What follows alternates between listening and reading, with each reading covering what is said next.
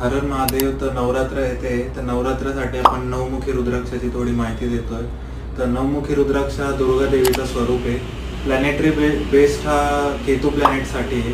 तर या रुद्राक्षाचे थोडे बेनिफिट सांगतो. तर तुम्हाला अँगर कंट्रोल, राहू दोष, करणी, स्पिरिच्युअल ग्रोथ, कॉन्फिडन्स या सगळ्यांमध्ये तुम्हाला हेल्प करू शकतो. तर हा रुद्राक्ष तुम्हाला skin disorder, psychological disorder, stress, anxiety, depression या सगळ्या गोष्टी रिकवर करू शकतो. हर हर महादेव. तर नवरात्र येते, तर नवरात्रासाठी आपण नवमुखी रुद्राक्षाची थोडी माहिती देतोय. तर नवमुखी रुद्राक्ष हा दुर्गा देवीचा स्वरूप आहे. प्लॅनेटरी बेस्ड हा केतू प्लॅनेटसाठी आहे. तर या रुद्राक्षाचे थोडे बेनिफिट सांगतो. तर तुम्हाला अँगर कंट्रोल, राहू दोष, करणी, स्पिरिच्युअल ग्रोथ, कॉन्फिडन्स या सगळ्यांमध्ये तुम्हाला हेल्प करू शकतो.